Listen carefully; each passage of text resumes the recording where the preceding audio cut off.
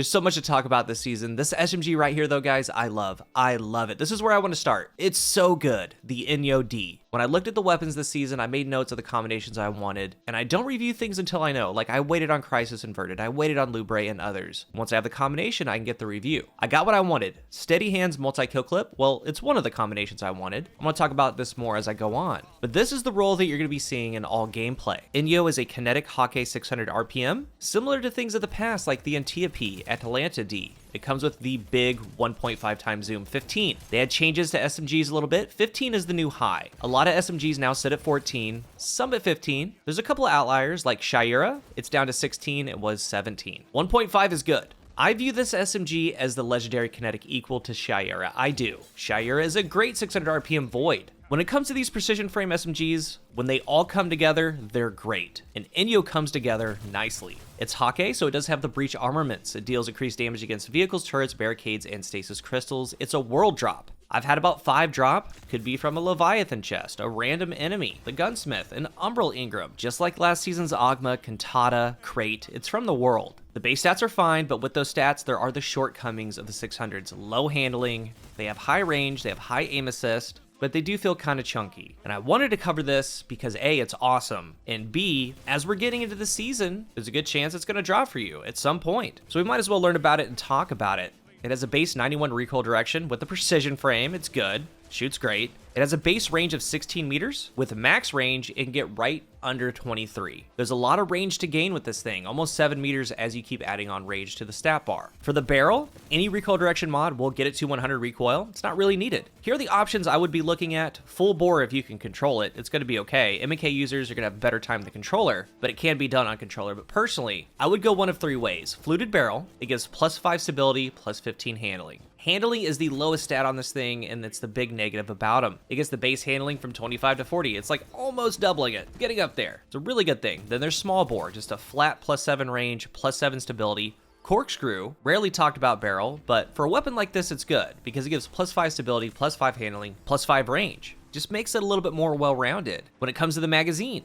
I prefer accurized rounds. If you can get it, use it. +10 range. This thing does have steady rounds, but I would be kind of careful with it because it's really stable at base, and steady rounds drops your range by 5. But otherwise, pure mag option like tack or appended. And another seldomly used one is flared magwell. Flared magwell gives the most total stats from a mag. It gives 20 points overall, +15 to reload, +5 stability. It's a low-key good pick. Onto the perks first, well-rounded. We don't know the exact numbers, but I do have it on another weapon. Throwing a grenade or hitting a target with a charged melee grants a stacking bonus to weapon stability, handling, and range. Not gonna lie, this sounds like stats for all with extra steps. I can say this though, it does make a difference. I have it on Tears of Contrition, the 180 RPM Scout. It's actually kind of nice, it has explosive payload with well-rounded. I'm on Gunslinger and I plan to cover this build in depth soon, but it does stack to ×2. The ×2 benefits are really good. And I noticed that it can be refreshed. It has a 10-second timer. As long as you land a charged melee, throw another grenade, it's gonna refresh. For something like this, you need heavy ability base, like Void 3.0, Stasis, Solar 3.0. Those can do it. It's a brand new perk, jury's out, but definitely more PvE oriented. You can get more traction out of other perks in the Crucible. Tunnel vision, always good, get a kill, reload, better accuracy cone, faster aim down sights, which is good because the handling's low, and +20 aim assist. It gets the base aim assist to 75. Fragile focus, it's a new perk. This weapon gains bonus range until the wielder takes damage. The bonus returns when no damage is taken after a short duration. With the same range stat of 49, I have an ENYO with and without the perk. With fragile focus active, it added 3 meters to fall off. So this perk is really good until it isn't, if that makes sense. Really good, the first shot coming in as you're closing in, that's a good thing. And this perk can also roll on shotguns, so be on the lookout. Feeding Frenzy, kills equal a faster reload, stacked to ×5. The best reload is at ×5. Encore, I think it's a top pick for it. It's one of those perks I was looking for, and when I talk about the combinations, I'll tell you why. If you get a headshot final blow, it adds +10 range. It stacks to ×3, so 3 straight headshots is adding +30 range. A max ranged ENYO will get to 100 range. And on the flip side, if you land a body shot, you get +30 stability. It's a win-win. +30 stability gets it to 67 stability overall. And on a Precision 600, that's butter, that's smooth.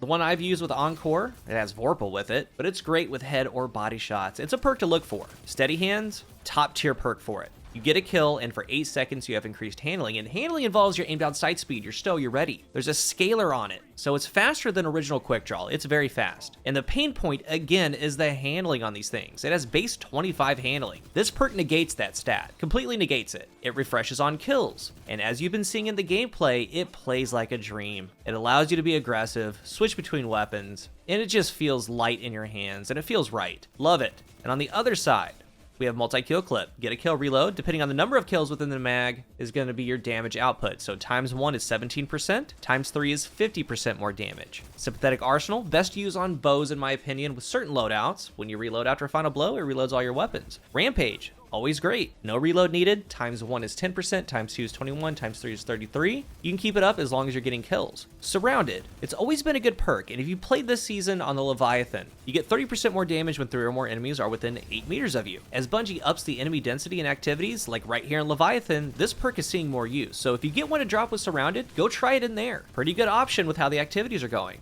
Vorpal weapon, it's tough for me, 20% more damage to yellow bars or guardians and super. SMGs are in the artifact for overload, so there's that. It's gonna be up to you. I'm not going for it. Wellspring, it's not bad. It's not great, it's just good. With all the grenade and melee builds going on with Void 3.0 and now Solar 3.0, we've had it with Stasis, this is going to add to it, and it also helps your class ability. When I said that there were 2 combinations I was looking for, these combinations are following in the footsteps of the antiope. So the one that I got, Steady Hands multi-kill clip, at base, it's a good SMG. It wins duels. But both of these perks are kill trigger perks, meaning that after the kill, I get super quick draw, more damage, I can then chain it. Everything bad about it, or not desirable at base, is negated. It's a great combination. Mine's Hammer Forged Rifling and Flared Magwell, and again, Flared Magwell gives the most total stats. It's performing. It's so good. Again, I view it as my kinetic Shira. I'm loving it. But the other combination is Encore multi-kill clip. Again, following the footsteps of the original Antiope. Same deal, they're kill trigger. Especially with MKC, you're just spraying him down. If it's a body shot final blow, plus 30 stability added. If you get a headshot, you're extending your range. It's a win-win. It works really good with ENYO-D and the SMG playstyle. When it comes to the Crucible, in that right column, I would personally focus on Rampage or multi-kill clip. Multi-kill clip first, because it's the bigger damage bonus after times 1. But to pair, on that left side, I would go with Encore, Steady Hands, possibly Tunnel Vision, depending on what you're looking for. They're all gonna work. As far as PvE, the same combinations work. You can go Encore multi-kill clip, Feeding Frenzy multi-kill clip, Feeding Frenzy Rampage. But for PvE, Surrounded and Rampage get a little bit higher on that list because of the activities that we're in. But in the end, you're at the mercy of RNG.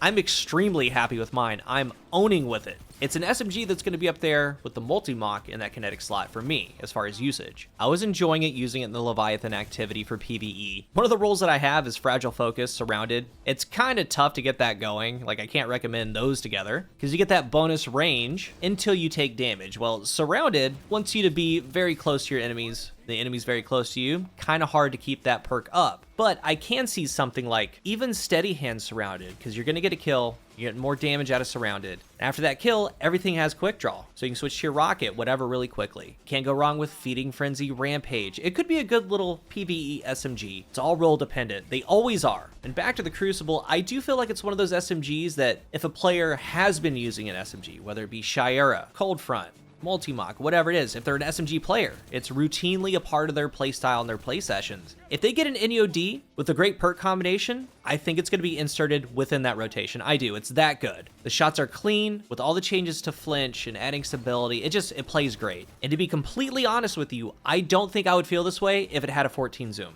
I don't. I think that the 15 zoom helps it out tremendously with the perks that it has. And like I started with, these 600s are really good when they all come together, and the ENYO-D comes together great. If you're new here, remember to hit the subscribe button, and if you are subscribed, thank you so much for your support. Let's talk about ENYO-D down below. What do you think about these Hawk 600 Precisions? How does it compare to your other ones? And also, what weapons are you liking so far in Season of the Haunted? Just like the ENYO-D, I got 2 rolls for Hollow Denial. That is the Trace Rifle from this season, and I think that's going to be the next review. Let's talk about it all down below. Thank you for watching, and until the next one, I am CoolGuy.